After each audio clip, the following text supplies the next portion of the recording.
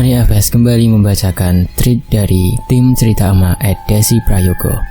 Pengalaman mistis kali ini dialami oleh Mbak Santi dari Klaten.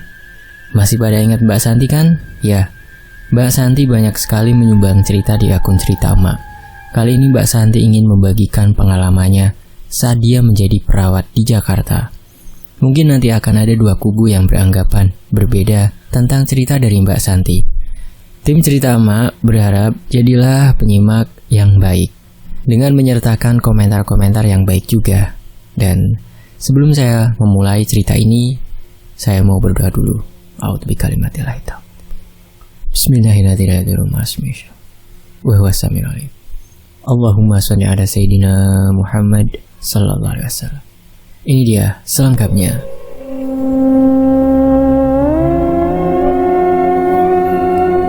Sejak kecil Mbak Santi sendiri sudah memiliki keinginan untuk menjadi perawat seperti budenya. Baginya sosok budenya yang perawat ini sangat-sangat luar biasa karena sudah membantu banyak orang, khususnya pihak keluarga. Budenya ini adalah kakak tertua dari bapaknya, anak perempuan satu-satunya dari 7 bersaudara. Budenya Mbak Santi saat itu bekerja di sebuah rumah sakit di Jakarta Barat. Rumah sakit yang sempat jaya di era tahun 90-an ini pernah menjadi sengketa, dan karena jeleknya sistem manajemen yang kurang bagus, lambat laun rumah sakit ini sekarang jatuh bangkrut.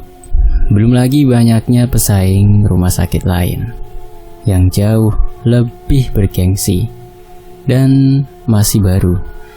Sebenarnya rumah sakitnya sampai sekarang masih beroperasi, tapi bangunannya sudah nampak tua dan tidak terawat. Terlihat seperti bangunan rumah sakit Belanda yang memiliki lorong panjang dan jarak antara satu ruangan ke ruangan lainnya yang agak berjauhan. Bukan seperti rumah sakit sekarang yang tersusun dalam satu gedung.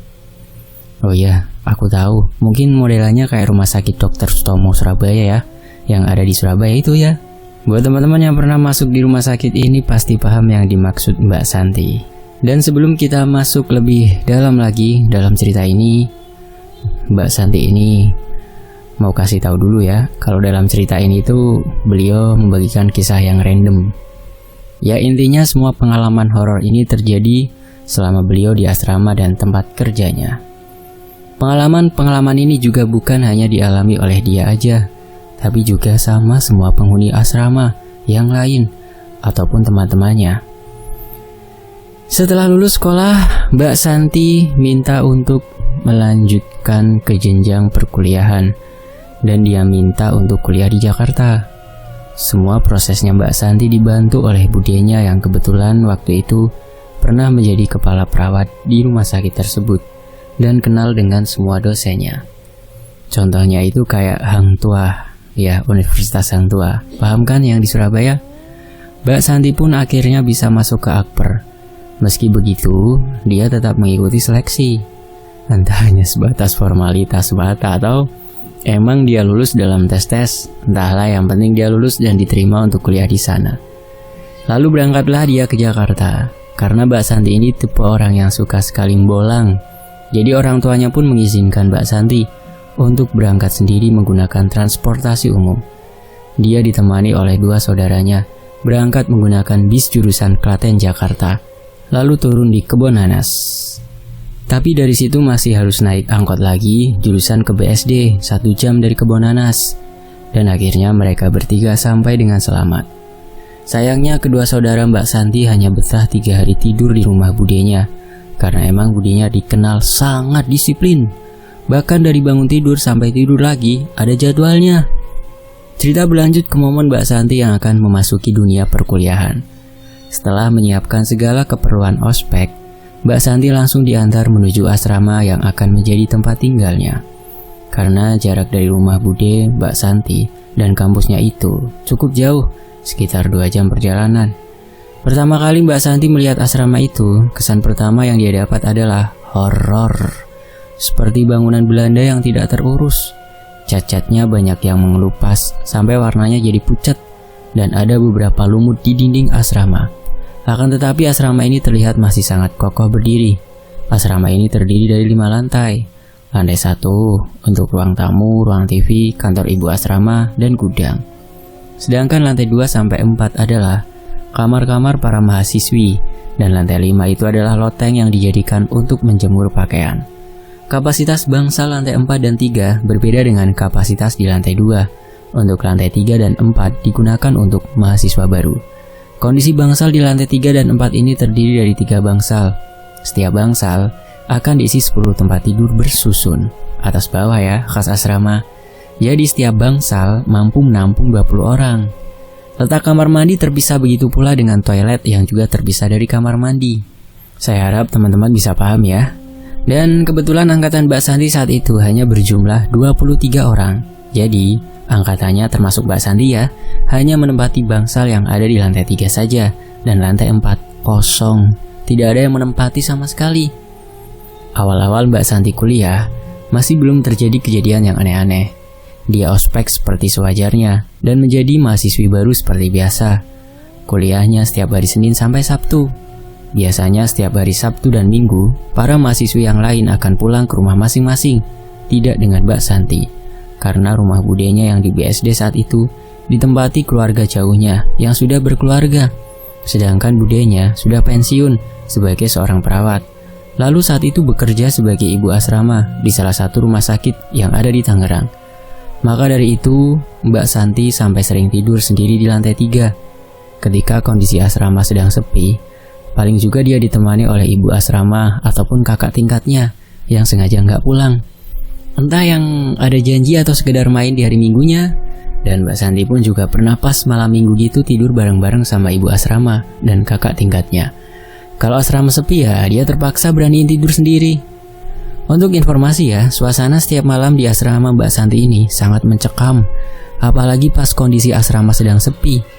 Paling juga setiap malam dia menyalakan tape recorder yang dia pinjam dari temannya dan diputar tanpa henti sampai pagi. Alhamdulillahnya setiap Mbak Santi tidur sendiri di asrama, dirinya sama sekali tidak diganggu. Justru gangguan yang dialami itu ketika kondisi teman-temannya sudah balik dan asrama rame. Saat itu ada salah satu teman dari temannya Mbak Santi yang memiliki kemampuan bisa nerawang. Panggil saja Mbak Yuni. Waktu itu mereka sedang teleponan dan Mbak Yuni itu bilang kalau ada sosok kunti yang nongkrong di atas pohon mangga depan balkon kamar atau bangsal yang ditempati oleh Mbak Santi dan kawan-kawan ini. Sosok ini posisinya sedang melihat ke arah Mbak Santi dan kawan-kawan. Padahal Mbak Santi ataupun temennya yang lain tidak pernah cerita kalau ada pohon di depan balkon. Kepada Mbak Yuni nggak cerita tuh. Seketika semua orang yang ada di bangsal tersebut menjadi merinding dan langsung menutup pintu yang menuju ke arah balkon. Cerita berlanjut ketika Mbak Santi sudah naik di tingkat kedua. Mbak Santi langsung pindah kamar ke lantai 2 karena emang lantai 3 dan 4 hanya dikhususkan untuk mahasiswi baru saja. Saat dia sudah pindah ke lantai 2, ada kasus kesurupan yang menimpa adik kelasnya. Kebetulan anak yang kesurupan ini bisa dibilang peka dengan sesuatu yang tak kasat mata. Singkat cerita, biasalah anak asrama selalu suka main ke kamar sama penghuni asrama. Ketika itu, anak yang kesurupan ini sebut aja Dina. Saat itu, Dina hendak kembali ke kamarnya karena udah malam. Pas sedang ngelewatin lorong untuk menuju kamarnya, dia ngeliat ada seseorang yang sedang menyetrika. Menurut Dina, sosok ini terlihat seperti manusia. Akan tetapi dia sempat menyapa, tapi sosok ini diem aja. Dina kembali meneruskan langkahnya untuk ke kamar. Pas dia udah masuk kamar dan hendak naik ke kasurnya, tiba-tiba nangis sesenggukan tuh Dina sambil ditutupi selimutnya. Teman sekamarnya waktu itu bingung dengan kondisi Dina. Ditanya, tapi respon yang diberikan Dina ini aneh dan temannya merasa itu bukan Dina, melainkan ada sosok lain yang mengambil alih tubuhnya. Ya, Dina kesurupan. Bukan hanya sampai di situ. Ada satu anak lagi yang sekamar dengan Dina yang juga mengalami kesurupan. Jadi di malam itu ada 2 orang yang kesurupan di dalam satu bangsal. Semua jadi ricuh dan saling berlarian meninggalkan kamar dan mengungsi ke kamar lainnya. Bersamaan dengan itu, masih ada beberapa orang yang berusaha memegangi 2 orang yang sedang kesurupan ini. Orang-orang yang mengungsi di kamar lain karena ketakutan ini sedang mengaji, berusaha membantu pengusiran arwah yang ada di tubuh 2 anak yang sedang kesurupan. Tak lama datanglah orang dari pihak rumah sakit dan barulah mereka yang lari karena ketakutan itu mulai berani mendekat ke arah kamar yang berisi Dina dan satu temannya itu. Ya, hanya sebatas melihat apa yang sebenarnya terjadi. Ketika seseorang bertanya dengan sosok yang merasuki ini, dia menjawab bahwa sosok yang pertama adalah sosok penunggu yang ada di asrama itu, di mana sosok ini merasa sangat terganggu dengan perbuatan anak-anak yang ada di asrama.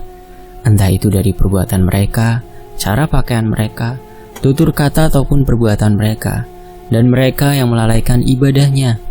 Sosok ini berkeinginan agar semua kamar yang ada di asrama tersebut sering dipakai untuk beribadah. Sedangkan sosok satunya lagi adalah sosok mendiang bude dari anak yang kesurupan tersebut. Sosok ini berkata bahwa dia ingin senantiasa melindungi ponakannya dan menjaganya agar tetap selalu aman. Lalu kedua sosok ini minta kalau di lantai 4 harus diadakan pengajian. Tujuannya untuk membersihkan apa yang ada di sana. Karena mereka sadar kita tidak boleh serta-merta menuruti keinginan dari mereka, tapi tetap diadakan pengajian 2 minggu sekali. Tetapi lokasinya di ruang tamu dan dihadiri oleh semua orang yang ada di asrama. Kata teman Mbak Santi yang peka bahwa setiap diadakan pengajian selalu saja ada yang ikut nimbrung. Mungkin itu arwah-arwah orang yang meninggal di rumah sakit dan minta didoakan. Setelah kejadian kesurupan tersebut, banyak mahasiswa yang keluar dari asrama dan memilih untuk pulang pergi dari rumah ke kampus. Kalian ingat sosok anak yang dirasuki budenya? Dina? Ya, ternyata emang bener. Ada kasus yang sudah lama banget terjadi di sana. Jadi dulu ada seorang suster yang mau berangkat kerja, tapi di tengah perjalanan dia meninggal tertabrak truk sampai mukanya hancur. Dari situ banyak banget yang diganggu oleh sosok arwah seorang suster dengan muka rata. Dan anak yang kerasukan tersebut adalah ponakannya. Anak ini emang sering banget menuju ke arah sebuah kamar di lantai 4. Dan emang bener, kamar itu adalah kamar bekas mendiang budenya. Jadi budenya pernah menjadi bagian di asrama itu. Bahkan sebelum kejadian, dia yang kesurupan ini, anak ini selalu terlihat bengong sendiri. Lebih tepatnya, terlihat seperti orang yang depresi. Entah apa masalahnya, Mbak Santi sendiri sudah lupa karena udah cukup lama juga kejadiannya. Selain itu ada juga kejadian di lantai 2. Dan kebetulan, Mbak Santi sendiri yang mengalaminya. Waktu itu hari Minggu seperti biasanya, dia tidur sendiri di asrama karena teman-temannya pada pulang. Dia bangun dan hendak sholat subuh. Setelah sholat, dia tidur kembali. Seperti yang kalian tahu, orang kalau tidur habis sholat subuh itu gimana sih? Rasanya itu kayak tidur ayam gitu. Nah, waktu itu Mbak Santi sadar banget kalau kakinya seperti digoyang-goyangkan oleh seseorang. Lalu, ada suara laki yang mengiringi gerakan tersebut dan sosok ini berkata, "Bangun, bangun." Sampai kasurnya juga ikut bergoyang. Ketika Mbak Santi membuka matanya, di situ dia melihat bahwa di ruangan tidak ada siapa-siapa selain dirinya. Karena kejadian itu, Mbak Santi tidak jadi melanjutkan tidurnya. Lalu duduk di atas kasurnya dan sambil menelpon kekasihnya untuk menemaninya melewati suasana subuh yang mencekam. Hingga terbitnya matahari, barulah Mbak Santi merasa tenang. Siangnya, Mbak Santi mencoba bertanya kepada ibu asrama. "Ibu pernah nggak saat tidur tiba-tiba ada yang kayak bangunin gitu?" "Santi pernah dibangunin juga ya," jawab ibu asrama sambil tersenyum menoleh ke arahnya. Seakan ibu asrama memberi kode bahwa beliau juga pernah mengalami hal yang serupa dengannya dan beliau seperti sudah biasa. Lalu beliau bercerita, "Yang bangunin itu penunggu kamar UKS di lantai 1. Penghuninya bentuknya gendut, seperti orang idiot dengan lidahnya yang menjulur. Dia emang suka iseng." Mbak Santi yang mendengar itu cuma bisa terkejut dan melongo. Kejadian hari itu pun terlewati begitu saja seperti biasanya. Ada juga kejadian temannya Mbak Santi yang baru pulang dari kampus. Ketika dia masuk di bangsal asrama dan mengucapkan salam, "Assalamualaikum." Tiba-tiba ada yang menjawab dari dalam kamar, "Waalaikumsalam." Di pikiran teman Santi waktu itu, mungkin ada temannya lain yang kebetulan sudah ada di dalam kamar terlebih dahulu. Ketika dia membuka pintu, dia melihat tidak ada satu orang pun yang berada di dalam kamar. Sampai dia mencari di dalam kamar mandi, dan hasilnya tetap sama, bahwa di kamar itu sama sekali tidak ada orang. Lalu suara tadi suara siapa? Seketika dia langsung lari keluar meninggalkan kamarnya. Untuk informasi ya, kamar mandi di lantai 2 letaknya ada di dalam kamar masing-masing. Kejadian berikutnya yang dialami Mbak Santi masih sama, yaitu di hari Minggu. Seperti biasa, dia rebahan di atas kasurnya. Sedangkan di situ ada ibu asrama yang sedang mencuci di kamar mandi. Tiba-tiba, ada suara yang muncul memanggil namanya. Santi, Santi. Sosok suara perempuan di siang bolong. Padahal di asrama itu hanya ada dirinya dan ibu asrama. Karena Mbak Santi penasaran dengan suara itu, Mbak Santi langsung mencari sumber suara itu sampai keluar. Tapi nggak ada siapa-siapa.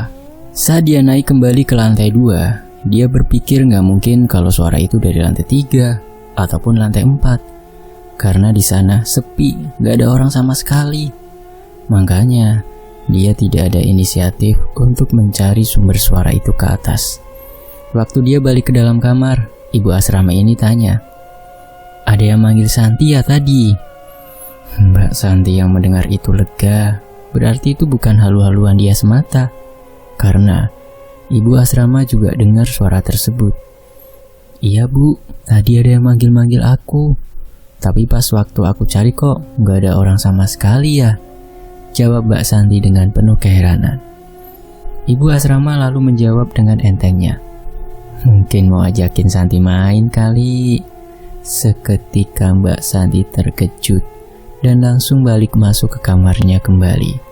Selain itu, Mbak Santi juga bilang, "Sebenarnya nggak semenakutkan itu kok. Kalau kita udah terbiasa berhubungan dengan mereka atau mengalami hal-hal seperti itu dalam jangka waktu yang lama, pasti rasanya seperti udah biasa." Tuh buat teman-teman yang mau tinggal di asrama, udah nggak apa-apa dijadiin pembelajaran aja. Namanya tempat baru, pasti kita juga perlu waktu untuk adaptasi. Dan tentunya gak sebentar kan adaptasinya. Jangan mikirin horor-horornya dulu, tapi coba ambil sisi positifnya.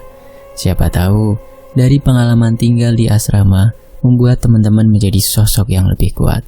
Apalagi kuat melihat gebetan jahat sama yang barunya. Ayo, pisah. Lanjut. Sampai akhirnya Mbak Santi lulus dan semuanya masih dalam batas aman-aman saja.